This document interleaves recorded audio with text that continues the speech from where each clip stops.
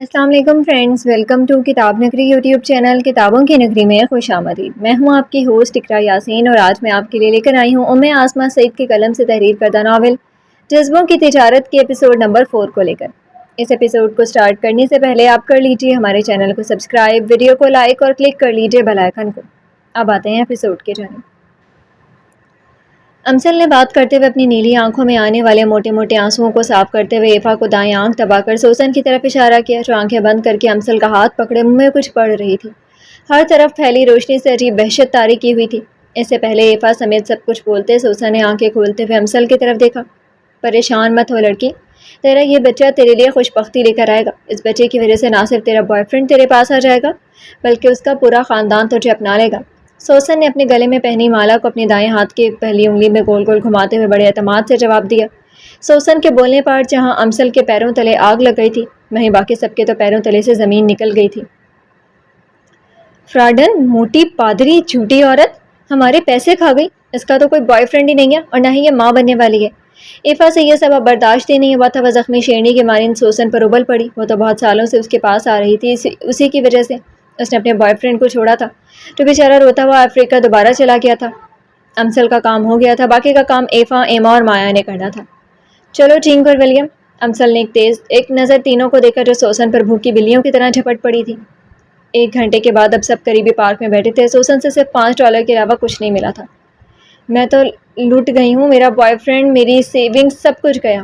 ایفا نے اپنا والیٹ نکالا جہاں اس نے اپنے بوائے فرینڈ کی تصویر رکھی ہوئی تھی، جبکہ چنگ تو مرنے والا ہوا تھا۔ وہ ریس کے پیسے سے لیپ ٹاپ لینے والا تھا اور اب وہ بھی ہاتھ سے گیا۔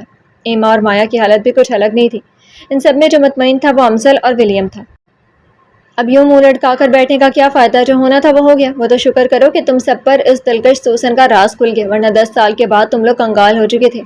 ولیم نے اپنی بھوری آنکھوں کو سکیڑتے ہوئے سب پر نظر ڈالی۔ ولیم کی بات سن کر سب نے اپنے لٹکے چہرے اوپر کر کے امسل کی طرف دیکھا، جو گھاس پر چوکڑی مارے آنکھیں گھما گھما کر ارد گرد دیکھ رہی تھی، لیکن خاموشی اس کی کسی خطرے کی گھنٹی بجا رہی تھی، اور یہ خاموشی کسی طوفان کی خبر دے رہی تھی۔ میری طرف کیا دیکھ رہے ہو؟ جو ولیم نے کہا ٹھیک کہا ہے۔ خود سوچو، اگر یہ لوگ ہمارے حالات ٹھیک کرنے کا دعویٰ کرتے ہیں تو پھر اتنے ممالک کیوں پستی کا شکار ہیں؟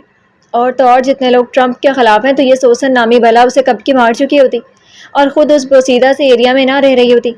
چلو اب اٹھو سب، امسل نے گھاس سے اٹھتے ہوئے جیسے کہا۔ سب کے چہروں پر چمک آ گئی تھی۔ امسل کا لہجہ نارمل تھا جس سے سب کو ہمت ملی، لیکن مجھے افسوس ہوا کہ تم لوگوں کو ابھی تک یہ بھی معلوم نہیں کہ انسان اپنی قسمت خود بناتا ہے۔ اپنے اچھے برے اور کامیاب دن وہ خود لے کر آتا ہے، اور اس میں نہ تو کسی کی دعائیں کام آتی ہیں نہ خدا کا ساتھ۔ جو کرنا ہوتا ہے انسان نے خود کرنا ہوتا ہے۔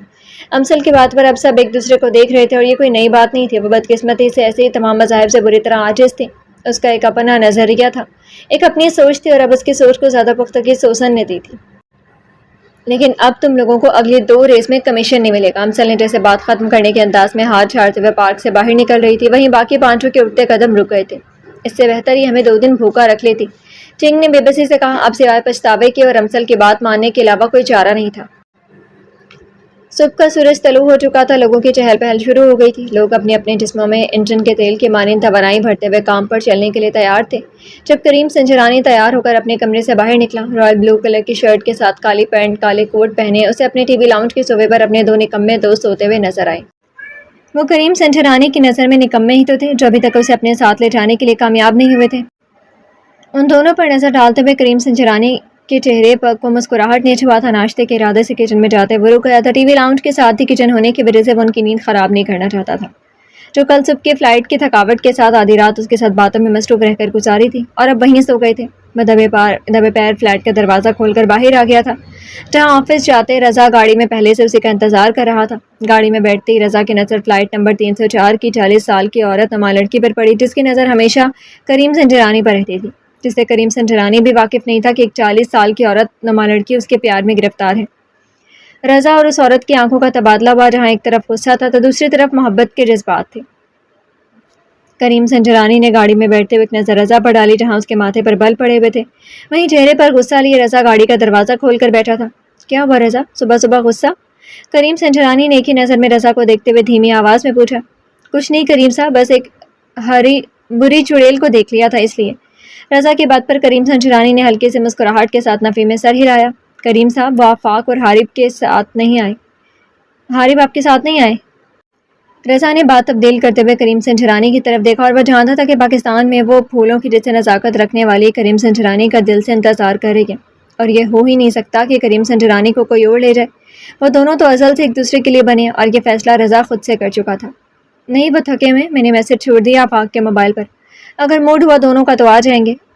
کریم سنجرانی نے موبائل بند کرتے ہوئے باہر سڑک کی طرف دیکھ رہا تھا جہاں لوگوں کا آنا جانا لگا ہوا تھا، لیکن اس سب میں کچھ تو کمی تھی جو کریم سنجرانی آج محسوس کر رہا تھا۔ میٹنگ ہال میں آفس کا سارا سٹاف موجود تھا۔ یہ ایک وسیع اور کشادہ میٹنگ ہال تھا جو اس آفس کے سیکنڈ فلور پر تھا، جہاں لگ بھگ 24 کرسیاں رکھی گئی تھی۔ ہال کے دونوں اطراف میں اندر اور باہر جانے کے لیے دروازے تھے۔ ہال کی دیوار ایلومینیم کے فریم اور شیشے کی بنی ہوئی تھی، جہاں اندر باہر سے صاف دکھائی دیتا تھا۔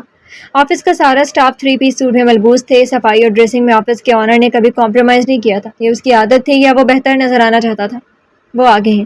دروازے کے پاس کھڑے آفس بوائے نے سیڑھیاں چڑھتے ہوئے بلیک 3 پیس سوٹ پہنے، گندمی رنگت کھلتا ہوا چہرہ، اس پر آنکھوں پر بلیک گلاسز لگائے شہاب سلطان کو دیکھا جو اپنی وجاہت میں اپنی مثال آپ تھا۔ ایک شان سے چلتے ہوئے شہاب سلطان نے اپنی آنکھوں سے گلاسز اتارے، سیاہ آنکھوں کی چمک میں ایک الگ ہی کہانی تھی۔ آفس بوائے نے فوراً آگے بڑھ کر دروازہ کھولا تو 24 کے 24 آفس سٹاف کے لوگ ایک ہی وقت میں اپنی اپنی نشستوں سے اٹھ گئے تھے۔ میٹنگ ہال میں داخل ہوتے ہی شہاب سلطان نے ہاتھ کے اشارے سے سب کو بیٹھنے کا کہا اور خود سربراہی کرسی پر جا کر بیٹھ گیا تھا۔ دونوں کونیوں کو ٹیبل پر رکھتے ہاتھوں کی انگلیوں کو ایک دوسرے میں پیوست کی اس نے سب پر ایک نظر ڈالی۔ سب شہاب سلطان کے بولنے کا انتظار کر رہے تھے، اپنی سیاہ آنکھوں سے سب کو دیکھتے ہوئے۔ جیسے ہی شہاب سلطان نے اپنے آگے رکھا لیپ ٹاپ کھولا، سب کے ہاتھ حرکت میں آ گئے تھے۔ جیسا کہ آپ سب نے دیکھا ہے کہ ہم نے محنت کی اور آج ہم پورے پاکستان میں ہوٹل مینجمنٹ میں اپنا مقام بنایا ہے، اور یہاں وہ نمبر 1 اور نمبر 2 کو بول نہیں پایا تھا، اور اب ہم اپنا کام جاپان اور اٹلی میں بھی شروع کرنے والے ہیں، وہاں بھی ہمارے ہوٹلز ہوں گے۔ اس کے لیے ہمیں مزید محنت کرنی پڑے گی، تو آپ سب کے پاس کوئی نیا آئیڈیا، کوئی نئی سوچ ہو تو بتائیں۔ بات کرتے ہوئے شہاب سلطان کرسی سے اٹھتے ہوئے اپنے کوٹ کا بٹن کھولتے ہوئے کرسی کی پشت پر جا کر کھڑا ہو گیا تھا۔ دونوں ہاتھ اب کرسی کی پشت پر تھے۔ شہاب سلطان کی بات پر سب خاموش تھے، سب جانتے تھے کہ وہ کس طرح اور کتنی محنت سے ہوٹل مینجمنٹ کے اس لیول تک آئے تھے، لیکن ابھی وہ دوسرے نمبر پر تھے۔ پہلے نمبر پر کون تھا، اس کا نام لینا ہی اس آفس میں موت کو دعوت دینے کے برابر تھا۔ سر، میرے پاس کچھ آئیڈیاز ہیں، مس زویا جو ابھی مارکیٹنگ ٹیم میں نہیں آئی تھی بڑی پرجوشی سے بولی۔ جی مس زویا بتائیں۔ ہاتھوں کو سینے پر باندھتے ہوئے شہاب سلطان کی پوری توجہ مس زویا پر تھی، اور وہ مسلسل بول رہی تھی اور شہاب سلطان سن رہا تھا۔ Very good. شہاب سلطان کو مس زویا کے آئیڈیاز اگرچہ اچھے نہیں لگے تھے لیکن برے بھی نہیں تھے۔ موڈ میں تھوڑا فرق پڑا تھا، لیکن اتنا بھی نہیں کہ وہ یہ میٹنگ کو ہی کینسل کر دے۔ لیکن سر، ہم اٹلی میں اپنے پروجیکٹ پر کام نہیں کر سکتے کیونکہ وہاں ٹاپ پر کریم سنجرانی اینڈ کمپنی ہے، ہم ان کو مارکیٹ میں مات نہیں دے سکتے، اس لیے وہاں کوئی پروجیکٹ کرنا مناسب نہیں ہوگا۔ اگر ہم وہاں کوئی پروجیکٹ کریں گے تو ہمیں نقصان ہوگا۔ مس زویا کے منہ سے کریم سنجرانی کا نام سنتے ہی وہاں موجود ہر فرد نے اپنی ٹائی کی نوٹ ڈھیلی کی تھی۔ وہیں شہاب سلطان کے ہاتھ کی گرفت کرسی کے پشت پر مضبوط ہوئی تھی، چہرے پر ایک طنزیہ مسکراہٹ آئی تھی، گردن کو بل دے کر غصے کو کنٹرول کرنے کی کوشش کی تھی جس پر ماتھے کی رگیں پھول گئی تھیں۔ وہیں کھڑی مس زویا ہر ایک کو حیرت سے دیکھ رہی تھی، آخر اس نے ایسا کیا کہہ دیا؟ مسٹر عثمان، آپ کو بتائیں نا کہ آپ نے کیا کرنا ہے؟ شہاب سلطان نے HR مینیجر کو دیکھتے ہوئے لفظ چبا چبا کر کہا۔ وہ چاہتا تو ابھی کہ ابھی مس زویا کو ڈسمس کر سکتا تھا سب کے سامنے، لیکن کیا ہے نا، شہاب سلطان عورت کی عزت کو سب سے پہلے رکھتا ہے، اور ابھی بھی اس نے بڑی عزت کے ساتھ مس زویا کو اپنی کمپنی سے نکال دیا تھا۔ کسی نے کچھ اور کہنا ہے کیا؟ شہاب سلطان نے پانی کا گلاس ہونٹوں سے لگاتے ہوئے کہا، اور اب تو کسی کی ہمت نہ تھی کہ کوئی مزید کچھ کہتا۔ سب خاموش تھے۔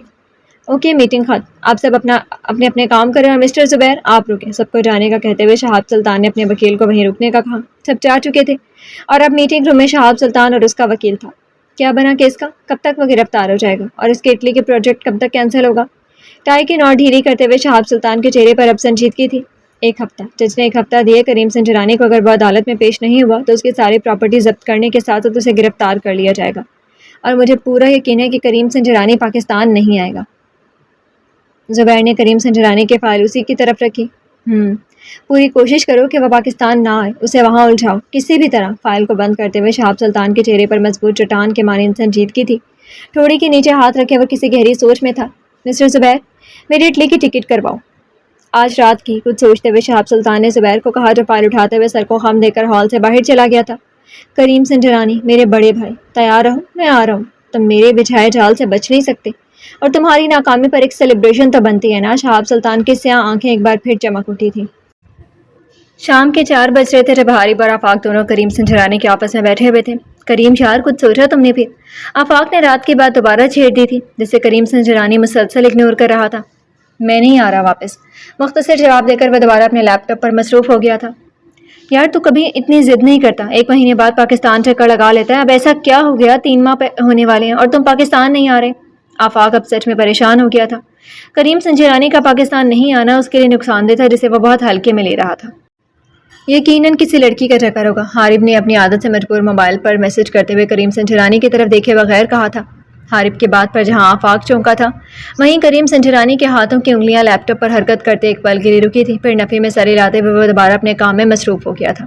دیکھا اس کی خاموشی، مجھے پتا تھا کوئی لڑکی کا چکر ہے، ہمارا دوست بھی اب بے وفا نکلا، ہماری دوستی کو کچھ سمجھا ہی نہیں، ہمیں بتایا ہی نہیں، ہم تو سانس لینے سے پہلے بھی اسے بتاتے ہیں اور بعد میں بھی۔ حارب کی بات پر آفاق پہلے تو تھوڑا پزل ہوا کریم سنجرانی کی خاموشی کو محسوس کرتے ہوئے، لیکن حارب کی سانس لینے والی بات پر اس کا بے اختیار قہقہا لگا تھا اور ساتھ ہی کریم سنجرانی کی طرف دیکھا۔ کیا سچ میں کریم ایسا ہی ہے؟ آفاق کے لہجے میں حیرت ہی آفاق کی بات پر کریم سنجرانی نے گہرا سانس لیا اور حارب کی طرف دیکھا جو میسج ٹائپ کر کے موبائل ٹیبل پر رکھ چکا تھا۔ پریشان مت ہو حارب، اس لڑکی کی اٹلی کی فلائٹ نہیں ہے، وہ کینسل ہو گئی ہے، وہ اب جواب نہیں دے گی تمہیں، اس وقت وہ فرانس کی فلائٹ میں ہے، اسے پریشان مت کرو۔ کریم سنجرانی کی بات پر جہاں حارب کو جھٹکا لگا تھا وہیں آفاق پہلو بدل کر رہ گیا تھا۔ حارب شرم کر یار، چوتھی بار۔ اب آفاق کا رخ کریم سنجرانی سے ہٹ کر حارب کی طرف تھا جو اپنی چوری پکڑے جانے پر شرمندہ سا سر کھجا رہا تھا، اور کریم سنجرانی اب لیپ ٹاپ بند کر کے کرسی کی پشت سے ٹیک لگائے حارب کی حالت سے محظوظ ہو رہا تھا۔ نہیں، ارے ایسی بات نہیں ہے، وہ بس دوست ہیں، حارب نے درمیان کا رستہ نکالا۔ بالکل بھی نہیں، غلط کہہ رہے یہ اٹلی آیا اس لیے تھا کہ وہ یہاں آنے والی تھی، نہیں تو یہ کنجوس اپنا وقت نکالے میرے لیے۔ کریم سنجرانی نے فوراً حارب کی بات کاٹی، وہ اب کہاں پیچھے رہنے والا تھا، اور حارب اب بیچارہ شیر کے منہ میں ہاتھ ڈال چکا تھا۔ اب دونوں حارب کی طرف دیکھ رہے تھے۔ تم بہت بڑے کمینے ہو حارب، پتہ نہیں تمہاری ایجنسی نے تمہیں رکھا کیوں ہے، وہ بھی ایک مخلص بندے کی حیثیت سے۔ مجھے تو یقین نہیں آتا ابھی تک، جو اپنی بیویوں کا نہیں ہو سکا وہ اپنے ملک اور ایجنسی کے ساتھ کیسے مخلص ہو سکتا ہے؟ آفاق نے کہتے ہوئے نفی میں سر ہلایا۔ بس کر دو، تم دونوں غلطی ہو گئی، پہلی فرصت میں ہی اس سے کانٹیکٹ بند کرتا ہوں، اب خوش؟ حارب نے دونوں کے آگے ہاتھ جوڑتے ہوئے کہا، جس پر کریم سنجرانی نے حارب کو دائیں آنکھ دباتے ہوئے یاد دلایا کہ وہ کس سے پنگا لے رہا تھا۔ چلو چھوڑو اس بات کو، اس کی تو آج ایک ہے کل دوسری ہوگی۔ کریم سنجرانی کو اب حارب پر ترس آ گیا تھا۔ آفاق تم لوگ جاؤ پاکستان، میں ابھی نہیں آ رہا، اور رہی بات کیس کی تو اگلی پیشے پر ہم یہ کیس جیت جائیں گے۔ کریم سنجرانی کے سنجیدہ اور اعتماد سے کہنے پر آفاق کے ساتھ حارب نے بھی اس کی طرف حیرت سے دیکھا۔ لیکن کیسے؟ آفاق کے منہ سے بے ساختہ نکلا تھا، اور کریم سنجرانی نے ہلکی سے مسکراہٹ کے ساتھ اپنے چہرے پر آئی ہلکی داڑھی کو چھوتے ہوئے آفاق کو بہت کچھ باور کروایا تھا۔ شٹ، مجھے یہ خیال کیوں نہیں آیا پہلے؟ آفاق نے خود کو کوستے ہوئے نفی میں سر ہلایا، وہیں حارب کے ماتھے پر بل نمودار ہوئے تھے۔ جی تو فرینڈز، کیسی لگی آپ کو آج کے ایپیسوڈ؟ کمنٹ سیکشن میں ضرور بتائیے گا۔ پھر حاضر ہوں گے ناول کے نیکسٹ ایپیسوڈ کے ساتھ، تب تک کے لیے اجازت دیجیے، شکریہ، اللہ حافظ۔